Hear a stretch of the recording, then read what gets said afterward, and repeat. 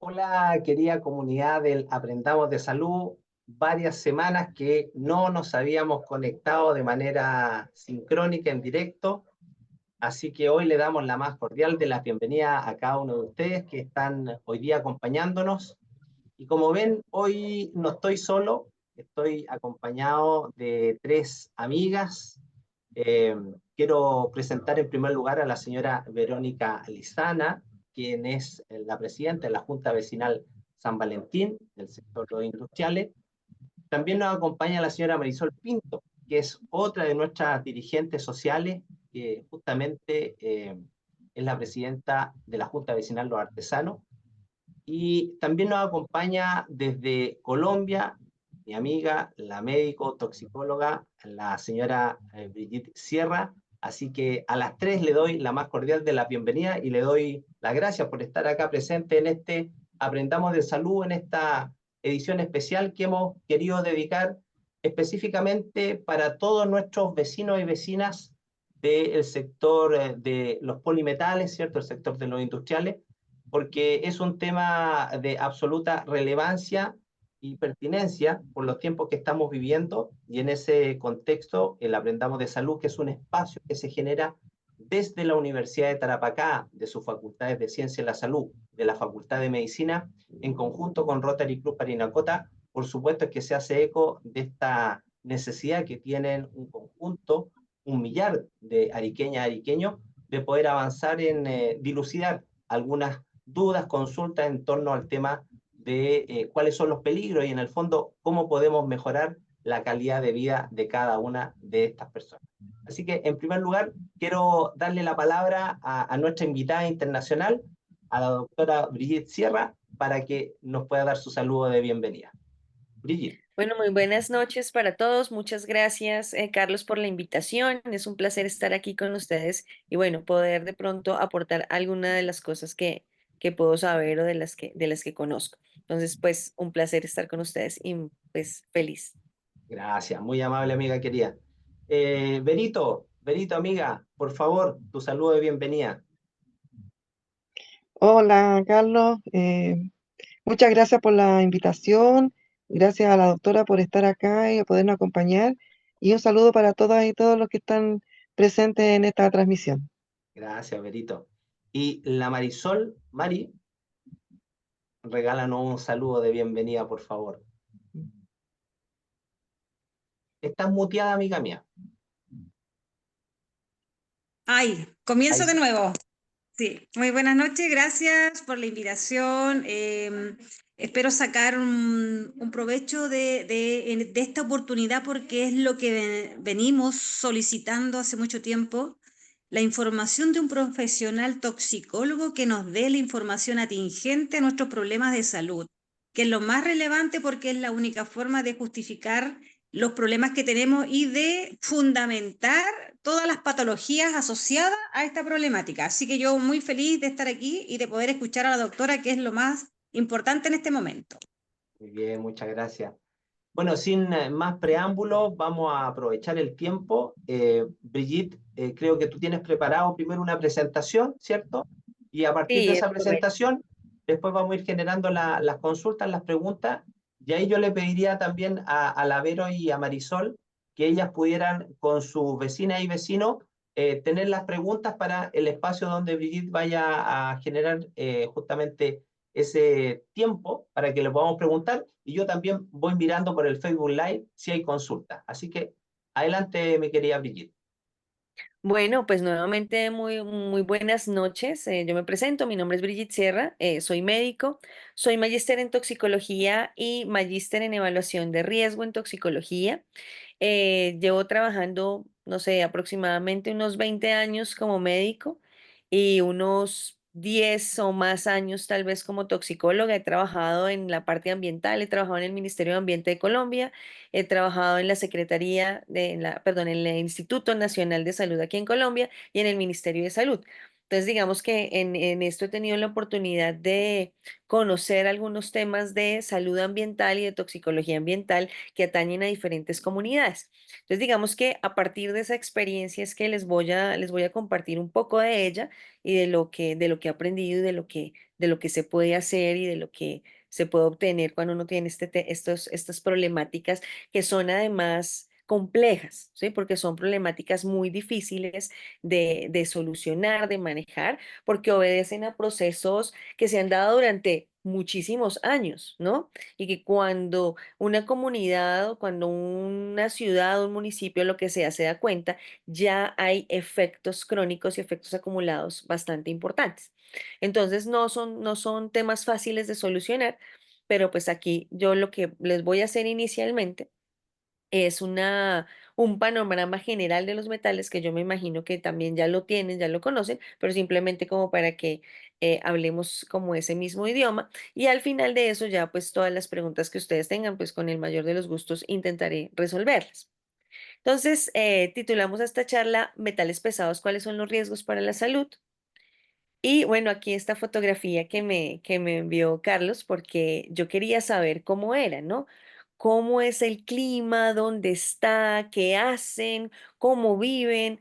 Porque esto es muy importante cuando uno habla de temas de exposición, ¿sí? No es lo mismo que uno esté en una zona costera donde yo me imagino que ustedes comen mariscos, pescados, ¿cierto? Es parte de pronto de la dieta, o en una zona que es más interna, y donde se come de pronto más carnes donde se trabaja en ciertas zonas, ¿sí? Entonces, el lugar específico donde uno vive también determina aspectos de exposición que no necesariamente están relacionados con el problema, pero que sí podrían, digamos, generar otros factores de confusión. Por eso es tan importante conocer de dónde estábamos hablando y cómo son las dinámicas sociales, culturales y económicas de la región. Bueno, ¿qué son los metales pesados? Entonces, los metales pesados son los elementos químicos que tienen un peso atómico, digamos, algunas fuentes dicen mayores de 50 los pesos atómicos, otras dicen mayores de 20. Hay entre el 20 y el 50, digamos que hay algunos que son como metaloides, como metales que se comportan por sus densidades como metales pesados. Esos metales tienen unas propiedades químicas importantes y es que son buenos conductores de calor y electricidad. Al ser muy buenos conductores de calor y electricidad, son excelentes para ser usados en la industria, en diferentes áreas de la industria, desde la tecnología, las máquinas, los motores, las baterías. O sea, todo esto va a tener, o van a ser utilizados estos metales pesados. Los metales pesados son naturales, están normalmente en el ambiente. ¿M?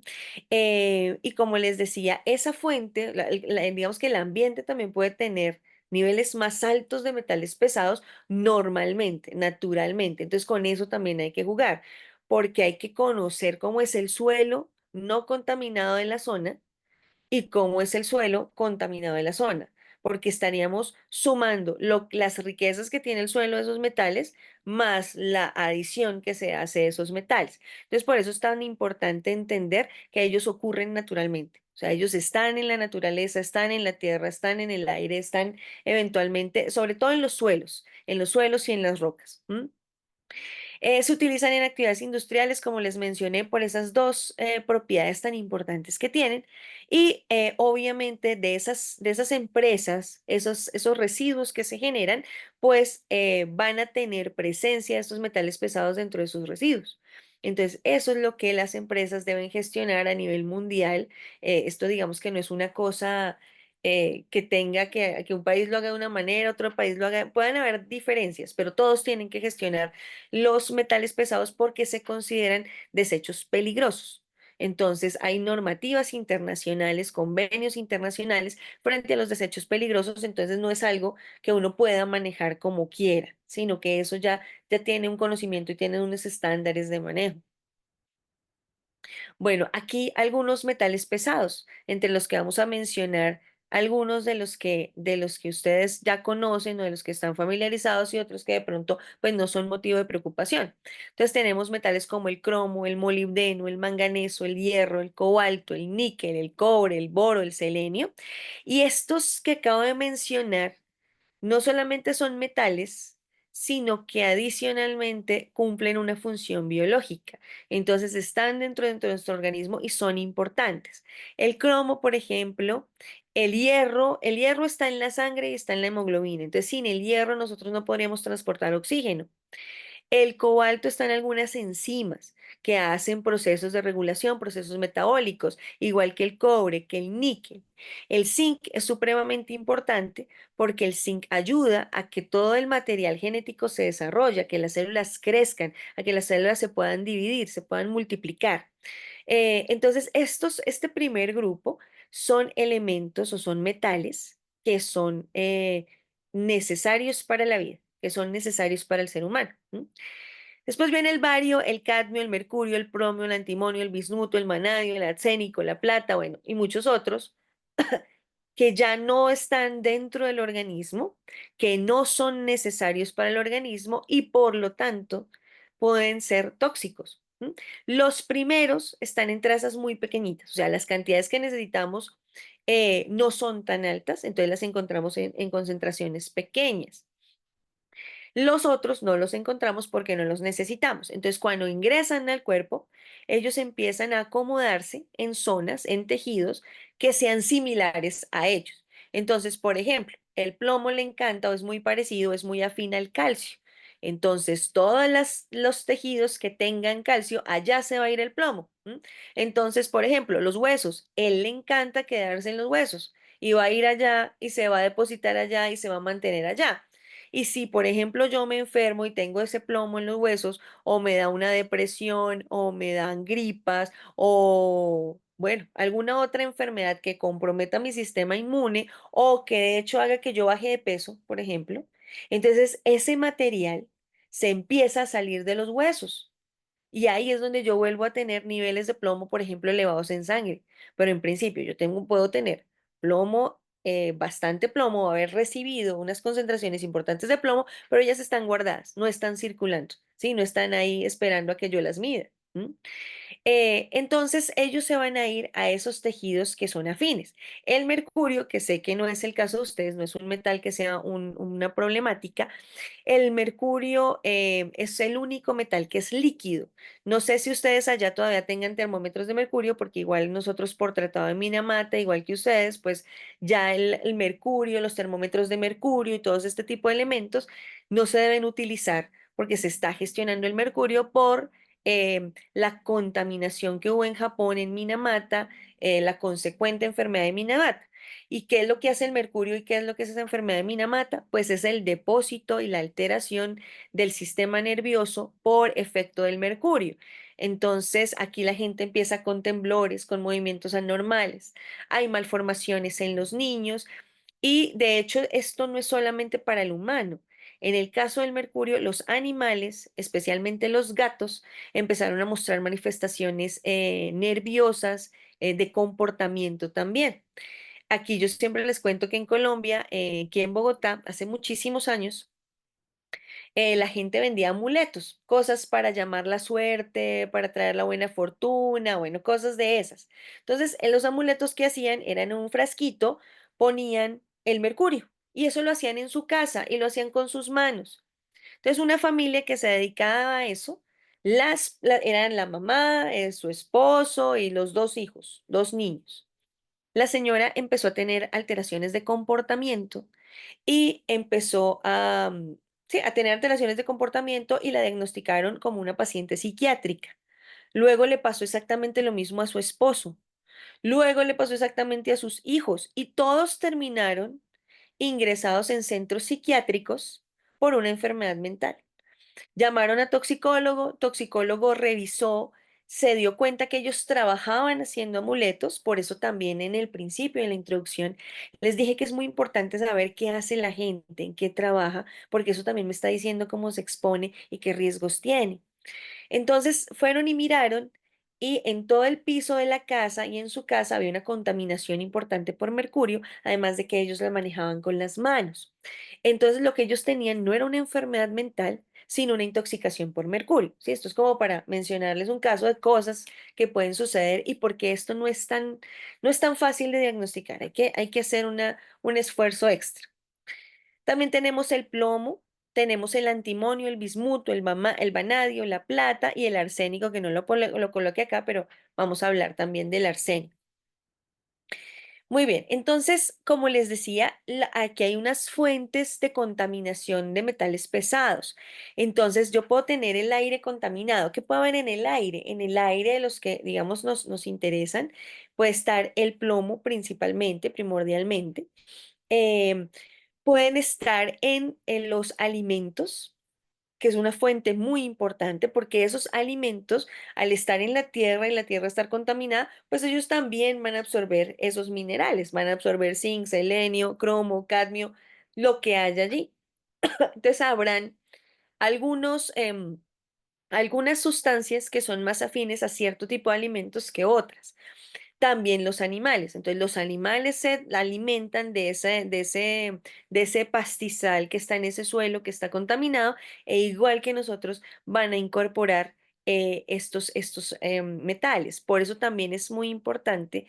Entiendo, no sé si estoy bien, pero allá hay ganado vacuno en la zona o la carne la traen de otro lado, porque sí consumen en carne de res, ¿verdad? Pero no sé si la traen de otro lado o ahí tienen ganadería. No sé, pregunto si alguien me puede decir si hay ganadería o traen la carne de otro lado. Brigitte, ¿la carne se trae congelada o de otro lado, de otras regiones, de Ahí otros no países? tiene ganadería. Ok, perfecto. Sí, esa es una cosa importante porque el ganado, los animales, también van a incorporar estos metales y si están en la zona, pues los animales también van a estar contaminados. Muy bien, entonces podemos encontrar esos metales en la carne, en la leche, en los huevos. Por eso, lo mismo, es importante saber qué tipo de dónde se traen los alimentos, dónde están esos animales alimentándose, si tenemos cultivos propios, dónde están los cultivos, de qué son los cultivos. Hay que eventualmente hacer mediciones de los cultivos. Bueno, eso con relación a el suelo y el alimento. También los encontramos en fertilizantes. Entonces, muchos de los fertilizantes que se han usado, de pronto no tanto los que se utilizan en la actualidad, ya tienden a no tener más bien ni cloro, ni arsénico, ni bromo, ni ninguno de estos. Pero igual los fertilizantes pueden tener trazas de metales y o de los que se han utilizado anteriormente y van a generar o han generado contaminación de esos suelos. Cuando se utilizan los fertilizantes, pues los fertilizantes no solamente van a contaminar el suelo, porque se absorben en el suelo, sino que también quedan trazas de esos fertilizantes en las hojas, en los tallos. Entonces, igual, hay que mirar qué se está usando, con qué productos se fumiga, cómo están esas plantas. Hay que hacer mediciones. El agua, uno de los metales de los que vamos a hablar hoy que contamina de manera importante el agua o que está presente en el agua es el arsénico. mm, cuando yo recién salí de la universidad, aquí hacemos algo que se llama el servicio social obligatorio del año rural, no sé si en Chile sea algo parecido, entonces uno como médico recién graduado va y hace va y trabaja en una población X, ¿m? Y eso es como requisito para ya tener la tarjeta profesional. Entonces yo me fui para una zona que es costera, aquí en Colombia, es el Chocó, que es toda la parte occidental del país, o toda la costa occidental del país, perdón. Y allí yo vi pacientes que tenían unas alteraciones de piel raras, ¿sí? Yo en ese tiempo sabía toxicología, pero pues no era toxicóloga, ¿sí? Y habían cosas que obviamente no sabía. Y una cosa que es muy clara para un médico y creo que para cualquier profesión es que uno como médico no puede diagnosticar lo que no conoce o lo que no sabe, ¿sí? Pues si uno no sabe que eso existe, pues ¿cómo lo diagnostica, cierto? Entonces, pues yo no sabía qué era eso a los pacientes les hacía curaciones, les hacía mil cosas, pensaba que eran parásitos. Bueno, digamos que deambulé por muchos diagnósticos. Y ya después, cuando estudié toxicología y me fui hacia atrás y recordé a esas personas lo que tenían era intoxicación por arsénico. Entonces, ¿por qué? Porque allá los suelos son ricos en arsénico. La gente no utiliza zapatos, pues bueno, por cuestiones económicas también, pero también hay un tema cultural. Entonces, las personas no utilizan zapatos, están descalzas, consumen esa agua contaminada en todos sus alimentos, en todos sus procesos, y pues es muy probable que tengan niveles de arsénico altos. Entonces, uno de esos que nos impacta en el agua es el arsénico. En los suelos el plomo y el cadmio, en los alimentos el cadmio. De hecho, alimentos que tienen concentraciones altas de cadmio en general por los suelos y porque ellos atrapan perfectamente el cadmio es el arroz y el chocolate, el cacao. Eso atrapa perfecto el cadmio y lo concentra, la planta lo concentra. De hecho, algunos proponen para retirar procesos de contaminación por metales, pues plantar este tipo de cosas que no son para consumo, sino que lo que van a hacer es limpiar el suelo. ¿M? Entonces, esas son también estrategias que se pueden utilizar, ¿no? Plantas que sean capaces de absorber esos metales desde el suelo, generando pues una limpieza de ese suelo. Entonces, como vimos, la contaminación que ya está en ese ambiente puede llegar a nosotros a través del suelo por los alimentos, a través del aire, pues por el aire que respiramos, ¿cierto? O del material particulado que está en el aire y a través de las aguas que bebemos o que utilizamos en nuestro día a día. Y eso es pues otra cosa importante. Hay que saber de dónde viene el agua que consume la gente, si es agua potable, qué calidad de agua potable tiene. Y otro de los elementos importantes es que pues normalmente el agua potable se saca de las fuentes hídricas que tiene una comunidad a su alrededor y se somete a un proceso de potabilización para que pueda llegar a las casas. Sin embargo, los procesos de potabilización son muy eficientes retirando todo lo que es biológico, o sea, las bacterias, los parásitos, los virus, pero no los químicos, ¿sí? Los químicos sí no son fáciles de quitar. Entonces, eventualmente esa agua potable podría también tener trazas de metales. Entonces, uno tiene que medir el agua específicamente para saber si tiene concentraciones aceptables o no de metales pesados o de diferentes metales.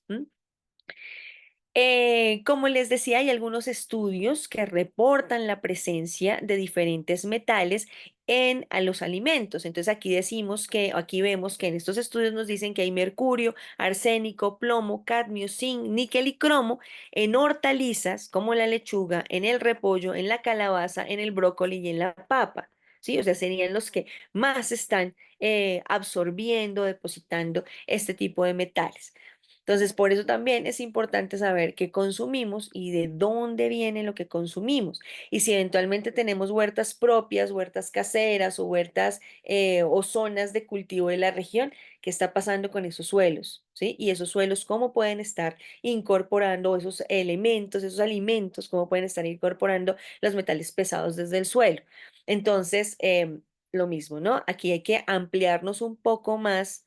Aquí no es solo el humano, o sea, el humano es una parte, es una consecuencia de la contaminación. Y yo puedo ver cosas en el humano, pero tengo que identificar todos esos factores que están haciendo que a ese humano le lleguen esos metales. Muy bien, vías de ingreso, volvemos. Entonces tenemos aire, agua, suelo. eh, Ay, disculpen, no sé por qué me salí. Ah, ya.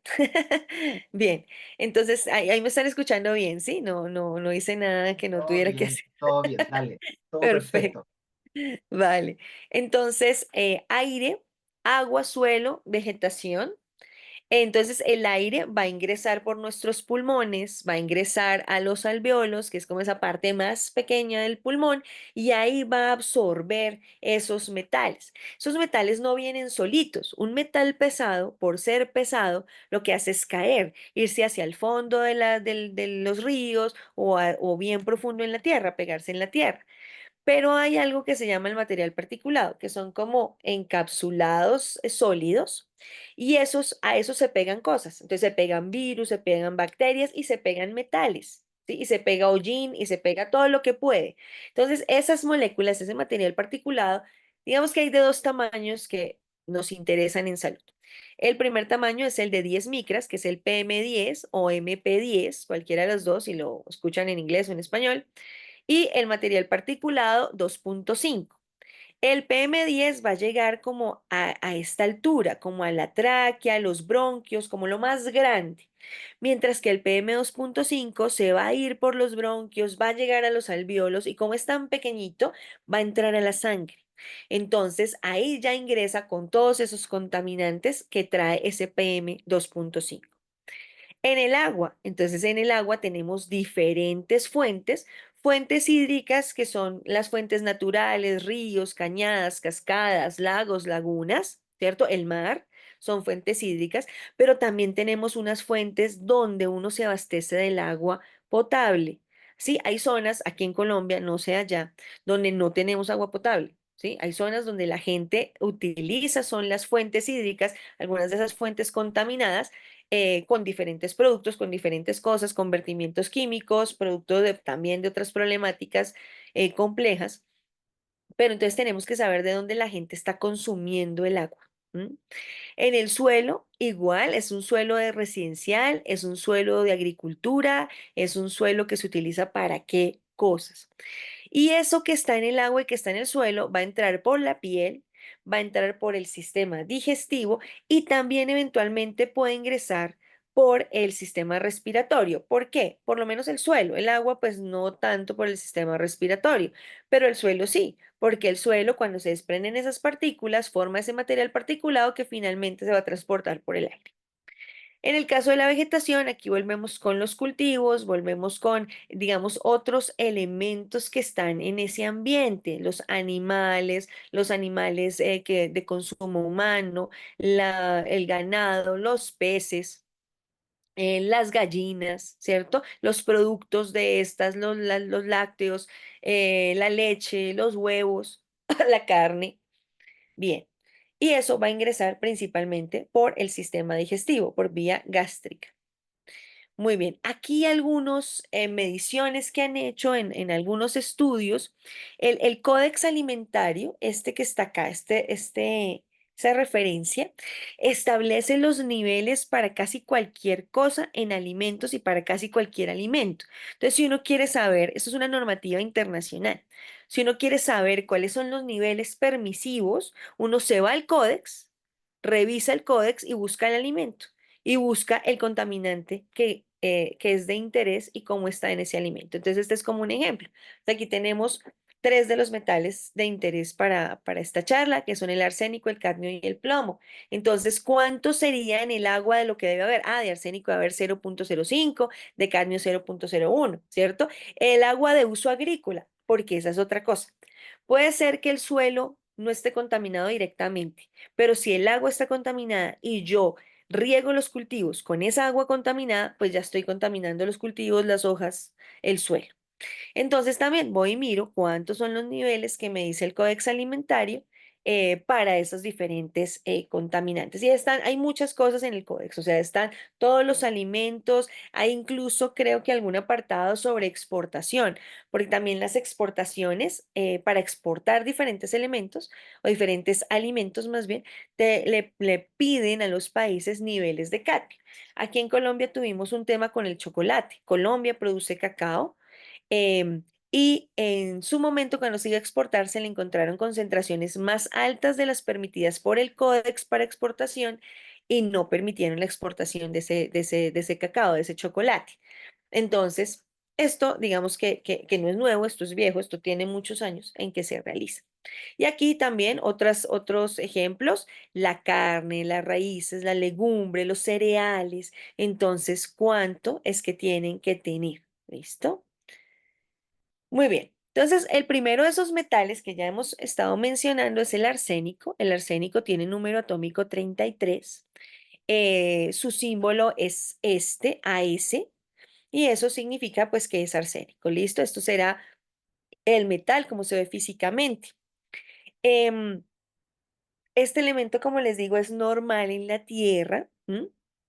es tóxico para los humanos. ¿Por qué? Porque no es un componente que necesitemos para las funciones biológicas. Entonces, al no necesitarlo, él va a llegar es a lesionar o alterar esos procesos que sí tenemos. Él puede estar naturalmente en la tierra o puede ser parte de los desechos de procesos industriales, de uso de pesticidas, de uso de fertilizantes. Y aquí nos dice que se encuentra asociado a cobre, plomo, zinc y oro. O sea, casi siempre donde hay arsénico, pues van a haber estas otras cosas, estos otros metales.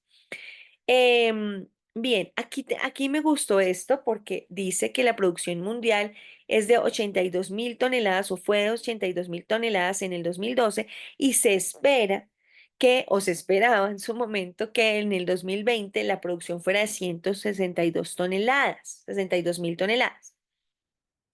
China es el principal productor de arsénico en el mundo. ¿M? Pero miren el dato de acá. Chile y Perú producen el 70% de los concentrados de cobre con altos contenidos de arsénico a nivel mundial. Eso quiere decir también que de hecho Chile tiene riqueza en arsénico. ¿Sí? Tiene suelos ricos en arsénicos y eso hay que tenerlo en cuenta también, porque como les decía, yo tengo un suelo rico en un metal, pero además tengo un proceso de contaminación por la razón que haya sido, entonces estoy sumándole a eso que ya tenía un poquito más. Usos del arsénico. Entonces se utiliza como preservante o en preservantes de madera, en la industria del vidrio, en los productos de la industria agrícola, fertilizantes, pesticidas, pero también se utiliza en metales para lo electrónico y para los televisores. Para las pantallas de televisores también se utilizan este tipo de metales. Muy bien, los efectos en salud. El arsénico tiene, digamos, de los efectos más comunes del arsénico está todo lo que tiene que ver con la piel. Entonces, se mancha la piel y genera queratosis, que es como callosidades, ¿sí? Las queratosis van a ser callosidades de esa piel, áreas que son muy gruesas. Em, También puede producir cáncer de pulmón y piel, o sea, se ha asociado con cáncer de pulmón y piel porque el arsénico también puede entrar por vía inhalatoria. ¿M? Y también puede ocasionar otros cánceres, pero los que más se asocian con el arsénico son el de pulmón y el de piel. En algunas regiones donde se utiliza el arsénico inorgánico, porque, bueno, esta es otra cosa que no he mencionado, la forma química de nuestro metal también es importante. Entonces hay metales, o sea, los metales, perdón, los metales pesados vienen en su forma elemental, pero también vienen en una forma inorgánica, pero también pueden venir en una forma orgánica. Entonces, dependiendo de cómo estén y a quién estén asociados, pues van a tener diferentes vías de ingreso y también diferentes efectos. Entonces, se ha asociado que el arsénico puede producir diabetes tipo 2 en las personas que están expuestas. Entonces, como les decía, no son los efectos más comunes y más frecuentes de ese contacto con el arsénico son la hiperpigmentación cutánea, y aquí estoy hablando a largo plazo. Aquí no estoy hablando de intoxicaciones grandes en un solo momento, sino intoxicaciones a largo plazo. Entonces, todas las que son afectaciones de la piel, pero puede aumentar el riesgo de sufrir diabetes tipo 2.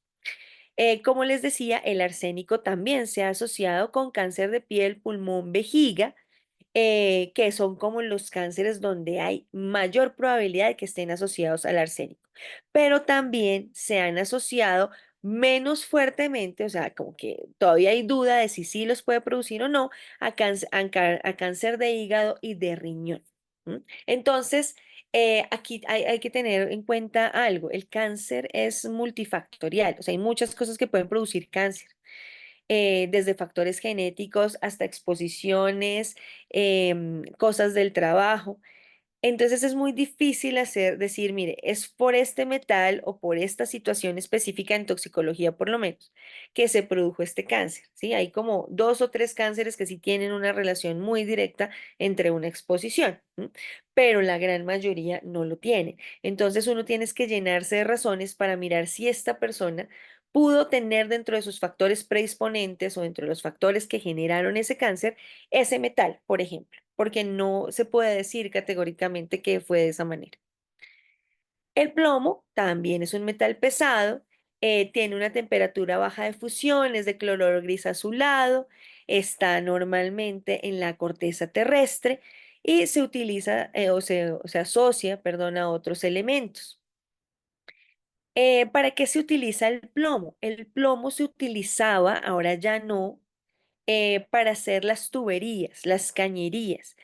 De hecho, se dice que una de las razones por las que Roma cayó y también de la locura de algunos emperadores era la intoxicación por plomo, porque ellos en las tuberías tenían plomo y en las pinturas tenían plomo. Entonces tenían una exposición importante al metal y eso les causaba alteraciones neurológicas y de comportamiento, entre otras cosas. Entonces están en las tuberías, en las baterías. Aquí en Colombia lo que nuestra problemática por plomo es por su presencia en las baterías, en las pesas, en las pinturas, como ya les dije, en los proyectiles de las armas de fuego, en las municiones, en algunos revestimientos de cables, digamos, para cosas electrónicas específicas. Em, pero como les digo, por lo menos aquí en el país, aquí en Colombia, donde más se utilizan en este momento es en las baterías, o donde tenemos expuestos a plomo, es en en las personas que arman o desarman baterías. Y también tenemos personas que trabajan de manera informal recogiendo baterías, digamos, como trabajo ambulante, y van a sus casas, desarman la batería, les sacan los ácidos y en esos ácidos está pues ese plomo también contaminando los ácidos de la batería. Entonces ahí se exponen y se intoxican. Muy bien. Em, Como les decía, entonces el plomo puede entrar por inhalación, que es lo más común, lo más frecuente. La ingestión no es una vía tan común, pero puede pasar. Y la dérmica. Digamos que la inhalatoria y la dérmica son las más importantes para el tema del plomo. Obviamente las personas que viven cerca de sitios de residuos peligrosos, donde hay contaminación, pues pueden, el aire en ese material particulado puede transportar y de hecho transporta el plomo. Pero también si el agua está contaminada, pues se ingresaría por vía gastrointestinal, comer alimentos que puedan tener concentraciones de plomo o incluso tragar la tierra que contiene ese plomo. Cuando el plomo entra al cuerpo, lo va a distribuir en diferentes órganos, como les decía. ¿Cuál es el órgano que le encanta más al plomo? Todo lo óseo, porque él se parece o tiene alguna afinidad con el calcio. Entonces él va allá a los tejidos óseos y allá se queda. Eso no quiere decir que no produzca efectos en otros lados, sí, pero donde se va a quedar y se va a ir acumulando es especialmente en los huesos, pero también va a ir al hígado, va a ir a los riñones, va a ir a los pulmones, el cerebro es una zona muy importante donde el plomo se acumula, en el vaso, los músculos y el corazón. Em, de hecho, en los pacientes que tienen intoxicación por plomo, uno puede ver en las encías los depósitos de plomo y las encías se van a ver negras, ¿sí?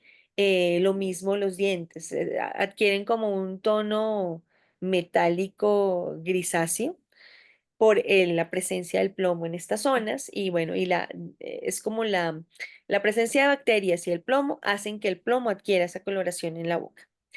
Existen algunos elementos y sustancias que pueden favorecer que seamos más sensibles al plomo. Entonces, si yo no tengo buen hierro, si no tengo buena ingesta de calcio, de fósforo, de zinc, de vitaminas, eso hace que sea más susceptible a que ese plomo ingrese en el organismo. Entonces, todas las condiciones de desnutrición o de falta de oligoelementos pueden hacer más susceptibles, por ejemplo, a los niños de una toxicidad por plomo.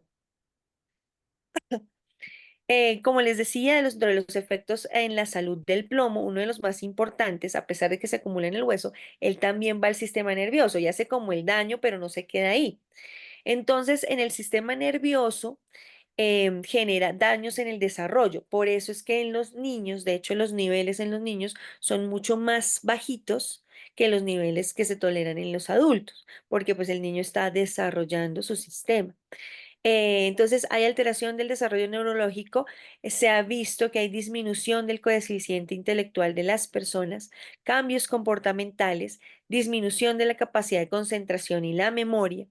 Em, a la persona le cambia el carácter. Entonces aquí cuando decimos que hay aumento de las conductas antisociales es que ya la gente no sonríe, como que me da igual todo, como que no tengo alegría en la cara, se nota, hay unas facies, digamos, muy asociadas al plomo. Y también pues alteraciones del aprendizaje, lo que hace que haya un no tan buen rendimiento escolar. También producen alteraciones hepáticas porque van al hígado, dañan el hígado, puede producir anemia. Y la Agencia Internacional de Investigación del Cáncer, que es la que nos dice qué es cancerígeno y cómo es cancerígeno, entonces esta agencia nos dice que es probablemente cancerígeno, o sea que puede producir cáncer como puede que no, o sea, no es comprobado. Muy bien, el cadmio es un metal pesado, él se une a proteínas Brigitte, y como les perdón, decía, profesora, dime, perdón, dime, sí, lo que dime. pasa es que en honor al Ok, tiempo, yo creo que sería importante porque hablamos del plomo, que es la principal preocupación acá que tenemos ok, en Arica, ¿ah?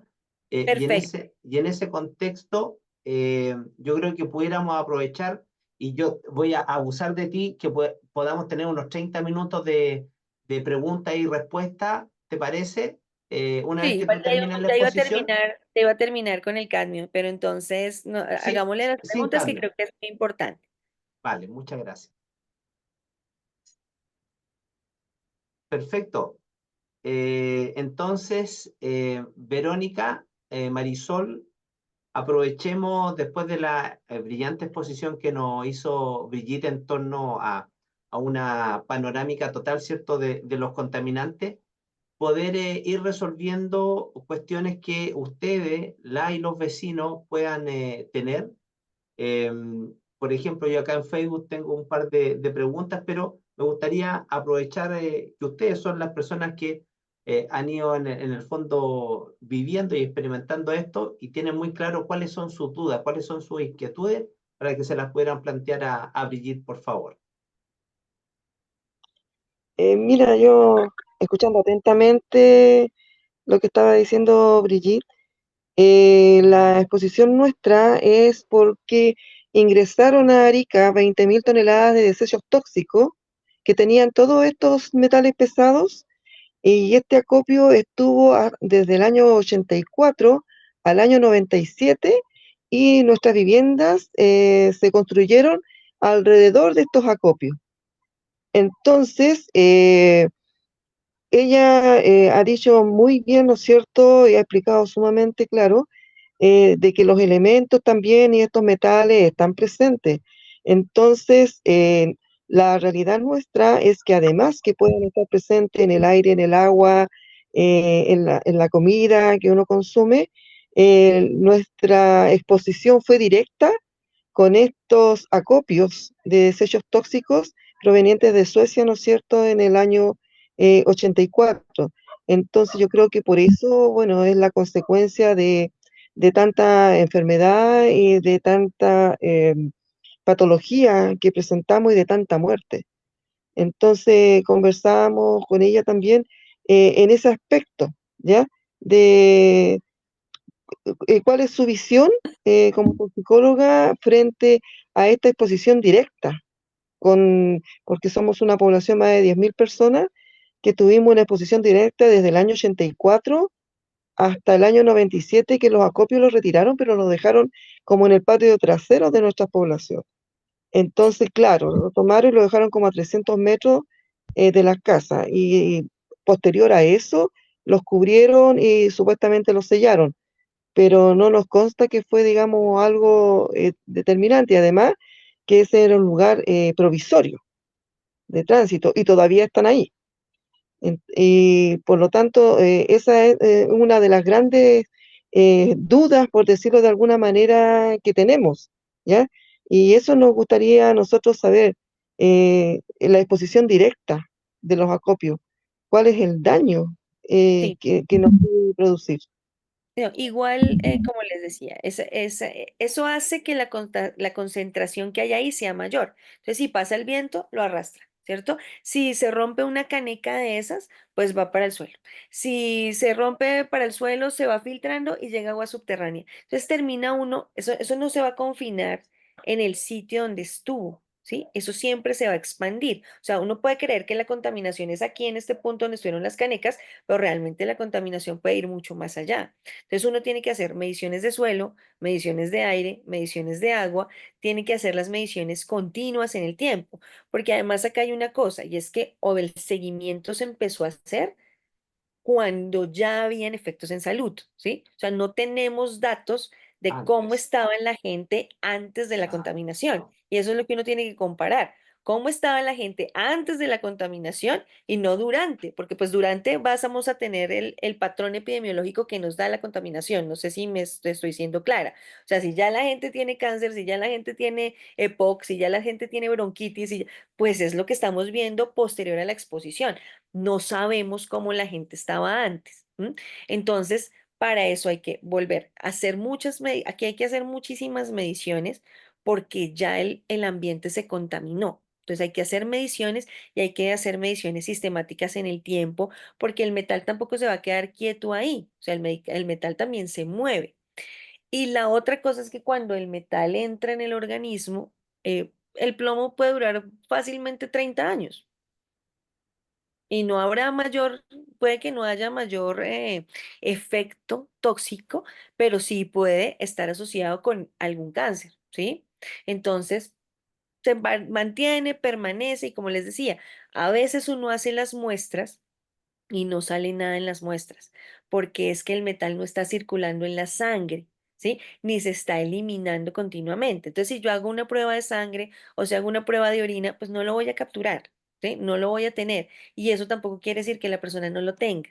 ¿M? Entonces, tengo que hacer diferentes mediciones y a veces con las mediciones de los alimentos, con las mediciones del suelo, inferir cuánto fue que la persona ingresó, porque yo no puedo medirlo de otra manera. A no ser que haya un día que salga ese plomo del hueso, ese día lo puedo coger y lo encuentro en niveles altos y digo, uy, mire, sí tenía plomo, pero Y pues ahí, eso es como una suerte. sí, perdón, para aportar, porque lo que tú dices es crucial. Porque hasta donde yo tenía entendido, las pruebas, por ejemplo, de sangre, de orina, de pelo, van a detectar un nivel de plomo, pero claro, lo que tú comentas ahora es que el plomo no necesariamente va a estar circulando porque ya fue No estoy volando. absorbido por el cuerpo. Entonces, en ese contexto, Brigitte, ¿cuáles serían los exámenes, las pruebas que pudieran determinar el nivel de plomo, por ejemplo, en el hueso? No hay, digamos que uno podría eventualmente, pero eso es más hallazgo incidental, pues es decir, no en todo el mundo se presenta. Y es que en el hueso, él se deposita como en los extremos del hueso. Entonces él hace unas rayas en el hueso, ¿sí? Y uno las ve en la radiografía. Entonces, hay personas que uno Ah, les encuentra esas rayitas, ¿sí? Pero yo no puedo saber si 3 rayitas es mucho plomo, 3 rayitas es poquito plomo, ¿sí? No lo puedo saber. ¿M? Em, una medición que puede ser fiable, lo que pasa es que nosotras las mujeres pueden no serlo tanto, es el pelo porque en otras nos teñimos el pelo y demás, entonces eso también genera contaminantes del cabello. Entonces, el cabello se analiza y esa es otra cosa, ¿no? Uno no puede analizar ni cabello ni muestras de cualquier manera. Hay técnicas especiales para detectar las cosas. Entonces, esto tiene que ser por absorción atómica. Hay otras ah, pruebas, pero si no se hace por absorción atómica, no queda bien, ¿sí? perfecto. No queda exacto el dato. Entonces se coge el cabello y dependiendo de qué tanto haya en el cabello, que ojalá que no sea tinturado, tiene que ser el cabello que van haciendo. Entonces se coge un mechón de pelo y de acuerdo a la longitud en que tanto yo encuentre el plomo, son también los años que la persona ha tenido la exposición. Entonces, ese es un complemento interesante, por ejemplo, para mirar plomo y otros metales, porque en cabello también se puede ver arsénico, se pueden ver otras cosas, pero tiene que ser con la técnica adecuada. Si yo no lo hago con la técnica adecuada, pues puede no salir. ¿M? Vale. Entonces, ese es uno. Sangre se puede hacer, se puede mirar, por ejemplo, anemia, si la persona tiene anemia, y hay algunas tinciones o cosas que me muestran unos efectos sobre los glóbulos rojos. Entonces, yo podría ver eso también y, digamos, acercarlo a que haya una intoxicación por plomo, por ejemplo. Perfecto, muy, muy claro. Ah, bueno, y lo otro que ya que tiene que ver no tanto con exámenes de sangre, que es a la final lo que nosotros los toxicólogos nos valemos más, es el examen médico. Yo tengo que mirar cómo está neurológicamente el paciente y hacerle pruebas neurológicas y pruebas de función neurológica y pruebas neuropsicológicas para poder evaluar el Yo- plomo, porque a veces con la sangre no es suficiente. Entonces yo lo que tengo es un paciente que le tiembla la mano, que ya no puede escribir el nombre, que le ha cambiado la letra, ¿sí? Ese tipo de cosas también me dicen, oiga, este paciente tiene una intoxicación por plomo.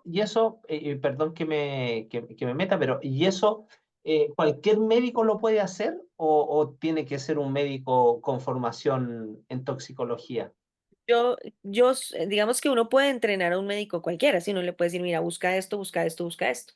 Pero pues obviamente si uno es docto en el área, pues uno sabe si hay variaciones de esa información, cómo manejar la información. Entonces yo sí creería que es importante que a esos pacientes los vea toxicología, siempre, sin ninguna excepción, porque es que estamos hablando de un proceso de contaminación muy grave. Entonces yo no puedo simplemente entrenar personas para que con ese entrenamiento no está mal tampoco, yo no estoy diciendo que lo estén haciendo mal, no, No, no, está no, muy no. bien. Y de hecho, una de las cosas que me parece muy loable el proceso que han llevado es que tengan estos centros de salud ambiental.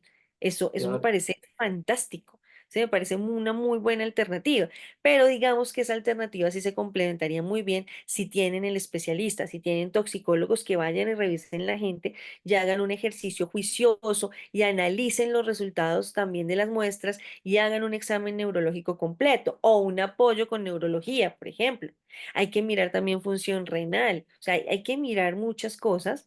de No manera, solamente, sí, no solamente, no tiene plomo, entonces no está intoxicado por plomo, ¿sí? Porque eso no no, es claro. cierto, eso no es verdad. No sé si Marisol tiene alguna consulta en particular. Sí, la diferencia del dióxido de arsénico, ¿cuál es? Ese es inorgánico. El dióxido de arsénico es inorgánico. Entonces, ese dióxido de arsénico va a estar más relacionado con afectaciones como tipo cáncer. Eso se relaciona más con. Entonces, también depende de la especie química. ¿Sí? Una cosa es el arsénico metálico, otra es el dióxido de arsénico y hay algunos arsénicos orgánicos, pero son más comunes los inorgánicos. Entonces, ese tiene más características irritativas, se ha asociado más con presencia de tumores, de tumores de vejiga. Y como les digo, el arsénico es muy afín por el agua. No es que no esté en el suelo, sí, también está ahí, también puede ingresar por allí, pero él es súper afín al agua y es como por donde más se contamina o se expone una persona. Y pues obviamente los alimentos. Pero es eso, básicamente el elemento químico como esté, en qué forma esté, también me dice los efectos. Los compuestos orgánicos usualmente tienden a ser más tóxicos que los inorgánicos. Pero entonces esa forma química también me dice como qué posibilidad de ingreso tiene y en ese mismo orden de ideas qué tan relacionado puede estar con efectos orgánicos, con otro tipo de enfermedades, hipertensión, incluso diabetes, alteración de la reproducción, bajo peso al nacer, alteraciones en la gestación, malformaciones. Bueno, ahí ya dependeríamos de la especie química. Sí, acá, perdón, habría que hacer un estudio epidemiológico de la población, ¿cierto? Hacer un muestreo para hacer un levantamiento, porque, y ahí corrígeme Vero y Marisol, al menos desde cuándo no hay, o ustedes no tienen conocimiento de que haya un estudio actualizado en cuanto a la epidemiología de patología asociada a la contaminación de plomo. Verito, Marisol. Bueno, en la reunión de hoy, la Seremi de Salud hablaba de 3 estudios epidemiológicos Ah, mira. recientes que se habían hecho, pero ninguno de ellos arroja como problemas relevantes o que tuviese que ampliar las coberturas de las patologías que hay presentes en la guía clínica, porque para eso se hacen los estudios, como para, de acuerdo a la información entregada, tenemos los fundamentos para ampliar las patologías durante más de 40 años de esta contaminación. Y obviamente los estudios arrojan de que no hay un cambio evidente desde el momento que se crea esa guía clínica, que es el 2014. Vale. Entonces, ahí hay un problema porque nosotros decimos que cómo nos toman una muestra sanguínea para medir el arsénico y el plomo, sabiendo de que nosotros no somos una contaminación reciente, es una contaminación de larga data. Obviamente nos van a salir algunas alteraciones en los rangos que está estipulado en esa guía clínica. Vale. Bueno, ahí está un poco lo que comentaba Brigitte. Yo no soy especialista en estos temas, obviamente Brigitte acá es la voz especializada, pero yo desprendo de lo que ella nos ha comentado que claramente la valoración en sangre eh, no tiene mucho sentido al parecer, Brigitte. No sé, por favor, tú coméntanos más en torno a eso. Solita no porque el plomo puede estar sin estar nuevamente en sangre, sin estar circulando. Entonces, si yo no lo cojo circulando, pues voy a obtener cero. Y digamos que mañana yo me enfermé y mañana sí me enfermé grave, me dio osteoporosis, lo que sea. Entonces, ese hueso empezó a deformarse, digamos, a formar un hueso nuevo. Entonces, empezó a sacar el plomo que estaba allá. Y ahí sí, yo tengo concentraciones altas de plomo. ¿M? Entonces, uno lo que hace es completar cosas. Aquí no es de una sola cosa, entonces lo que me diga la sangre, ¿no? Aquí yo tengo que ser sangre, por ejemplo, para plomo y eventualmente cabello, ¿sí? Tengo que complementarlo muy bien con un examen neurológico juicioso, porque Neurológico, sí, examen neurológico. neurológico súper juicioso. E incluso hay pruebas neuropsicológicas donde se hacen valoraciones de la memoria, del coeficiente intelectual, porque uno ve que estos pacientes, yo los pacientes que he tenido con plomo, una de las cosas que pierden es la letra. Entonces antes tenían una letra bonita, se entendía, y ahora les tiembla la letra está chueca, la letra está fea. Entonces, eso son cosas que uno valora desde la clínica, ¿sí? Eso no se lo dice a uno la muestra. Y para arsénico hay que mirar también en cabello si se puede hacer y lo que les digo, cuál es la técnica para esa valoración. Entonces, uno tiene que hacerlo por absorción atómica porque si no, no lo mide. Entonces lo hace en cabello, lo hace en orina. Hay cosas que se hacen en orina y no en sangre. El arsénico es una de las que se deben hacer en muestras de orina, no en sangre, porque no lo va a encontrar en sangre. Claro. Entonces, depende qué es, dónde está, qué estoy buscando. Las muestras pueden ser diferentes y como les digo, es un compendio de cosas. O sea, yo no me puedo quedar con una sola cosa. Hay complementos. También tienen que tener cuadros hemáticos, de pronto extendidos de sangre periférica, porque hay unas lesiones que hace el plomo que no son frecuentes, pero se pueden buscar en los glóbulos rojos. Entonces, si yo encuentro esas manchitas en los glóbulos rojos, me puede estar diciendo que hay plomo. De Entonces es contaminación de plomo. complementar las cosas. Pero ¿quién hace eso? Pues un toxicólogo. Sí, un toxicólogo Sí. es el que tiene esa información completa. ¿Sabes lo que acá sería interesante? Bueno, y ese es un trabajo que vamos a hacer obviamente con Vero, con Marisol y con todas las personas, es poder tener acceso a cuáles son, en el fondo, estas propuestas de evaluación, en el fondo, cuál es el abordaje de evaluación, lo que ellos han definido como el protocolo de evaluación y el seguimiento que le hacen porque obviamente yo en lo particular no dudo de que el Ministerio de Salud en este caso está haciendo lo que Lo las que puede, recomendaciones claro. internacionales, porque acá hay acuerdos y en ese sentido uno normaliza, pero sería muy interesante el poder, por ejemplo, compartir contigo y que tú nos puedas dar una mirada externa,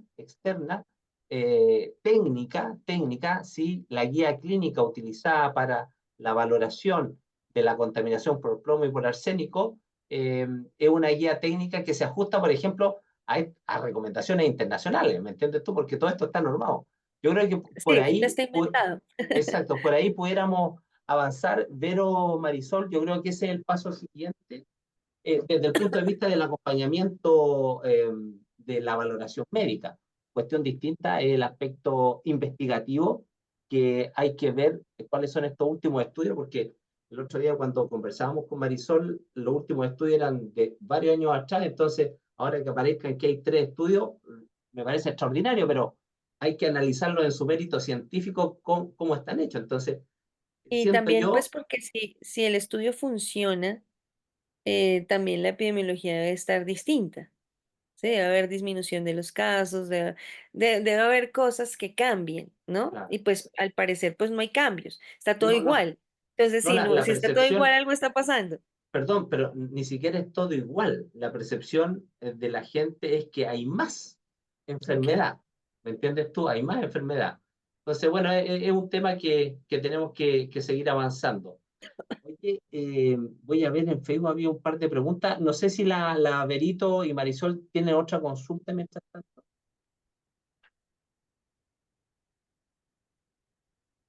Eh, la gente también se ha preguntado algo para que lo puedas decir. Sí, sí, sí, sí, en eso estoy. Está el tema de qué pasa con los peces. Acá nos están preguntando, obviamente los peces igual estarían contaminados, ¿cierto? Si es que, Hay que analizar para poder saber si los peces están o no contaminados. Hay que analizar la carne. Y hay que buscar en la carne de los peces plomo, y hay que buscar cadmio, por ejemplo, y hay que buscar arsénico. Entonces, hay que buscar los que pueden estar allí. Entonces, sí, digamos que uno no puede decir ni sí ni no hasta que no analice la carne.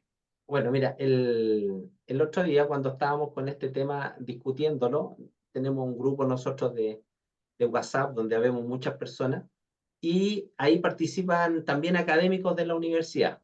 Y el doctor Pablo Valladares, que él es un biólogo, me decía, ¿sabes qué? En las evaluaciones que hemos hecho nosotros de los buitres, el nivel de plomo es muy alto, muy, muy alto, y ese es un estudio del 2017.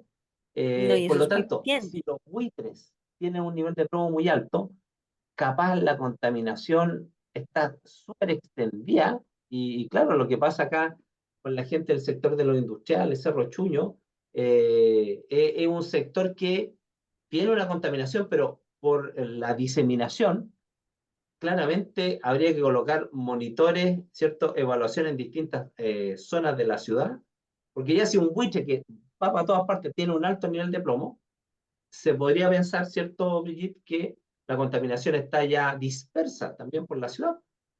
Claro, claro, además porque él está consumiendo pues, animales muertos principalmente, no solamente consumen eso, su plomo proviene de lo que come principalmente. Entonces, sí, Exactamente. efectivamente, si un buitre, que podría ser como una especie monitora, como tú lo acabas de decir, está contaminado, es porque, claro, hay mucha zona contaminada. Es que lo que les decía en ese momento, uno puede creer que es que ahí donde quedaron las canecas es donde está la contaminación, no porque las canecas no tenían ninguna protección, o bueno, los residuos como los hayan dejado, no sé en qué manera los tenían almacenados o expuestos o lo que sea. El viento, la Puestos, lluvia, el puestos. agua, todo lo va moviendo. Él no se va a quedar allí. La misma naturaleza se encarga de moverlo. Los mismos Ah, animales, un animal que pasa por allá y que pasa las paticas por encima, pues se lleva la contaminación por otro lado. ah, es verdad, es verdad. Oye, no quiero abusar más de la Brigitte. Verónica, Marisol, les cedo la palabra a cada una de ustedes para que vayamos cerrando. ¿Les parece? Por favor. Eh, bueno, agradecer a Brigitte por este espacio, creo de que ha sido muy enriquecedor.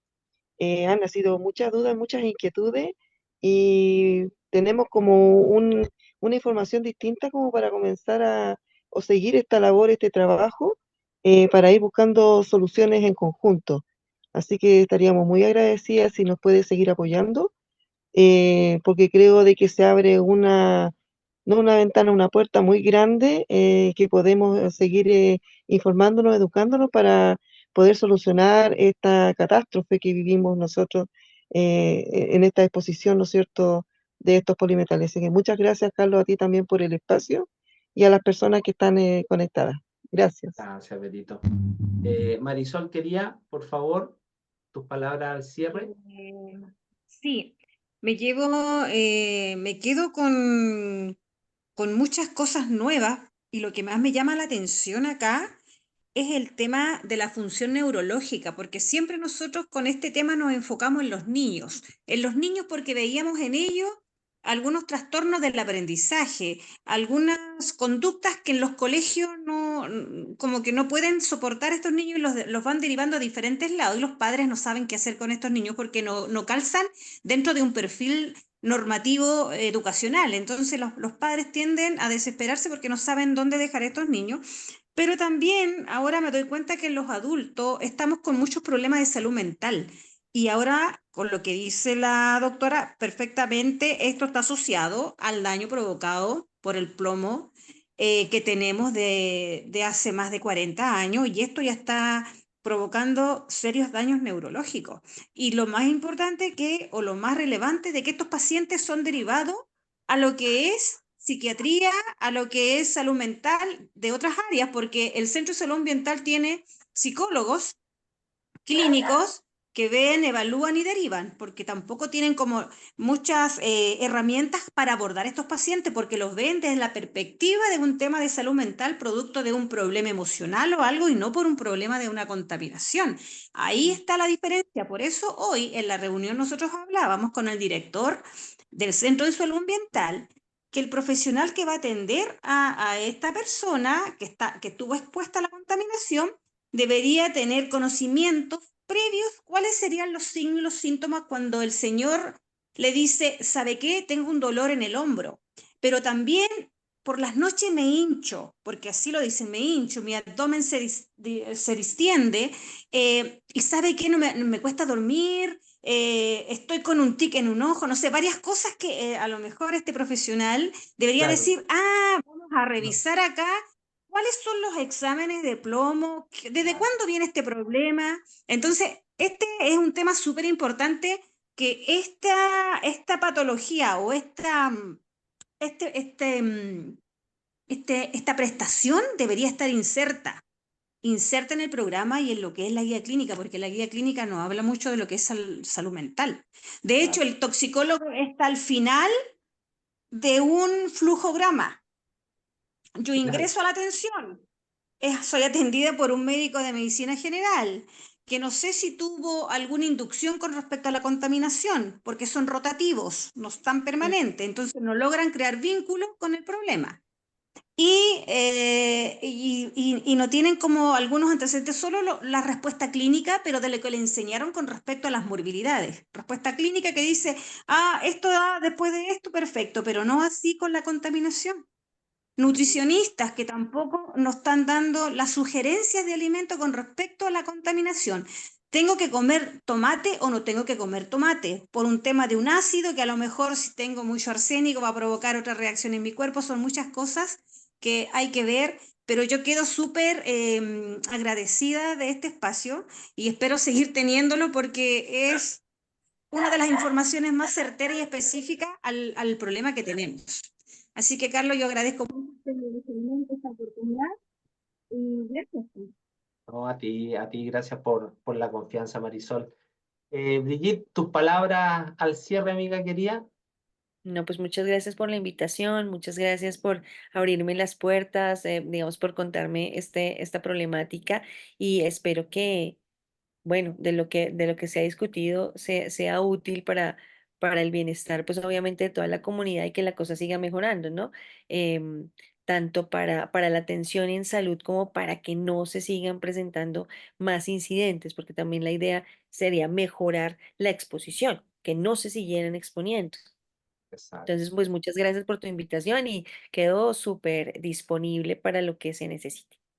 No, gracias a ti, Brigitte, de verdad, eternamente agradecido, amiga, porque es un tema que tiene un impacto social en mi ciudad tremendo, como tú te has dado cuenta acá con los testimonios de ambas presidentas. Estamos hablando de una población de 15.000 personas. Por lo tanto, no son palabras menores, y en ese sentido, desde el Aprendamos de Salud, que es este espacio entre la UTA y Rotary Club Parinacota, lo único que nosotros queremos es aportar a la búsqueda de soluciones. Y en ese sentido, yo me comprometo justamente a seguir acompañando a todas estas personas en un trabajo más científico, más técnico, y desde ya le adelanto que con Brigitte, ella también es investigadora académica de una importante universidad colombiana, y vamos a avanzar justamente en un trabajo colaborativo que nos permita poderle acompañar, y en ese sentido agradecerle a Vero, a Marisol y a toda la gente por la confianza depositada en nosotros. Y con esto nosotros no queremos ni polemizar, ni alarmar, no, simplemente queremos entregar información. Como dice este programa, este programa lo que busca es que aprendamos de salud, que la gente tenga más herramientas para poder en el fondo tener una mejor calidad de vida. Por lo tanto, sigamos avanzando de manera colaborativa, y a todas las personas que el día de hoy nos acompañaron, agradecerles nuevamente su sintonía y decirles que prontamente vamos a retomar esta entrevista de manera permanente los días jueves, así que agradecidos como siempre, les mando besos, abrazos, muchas bendiciones y que tengan una muy linda noche. Muchas gracias, muy buenas noches.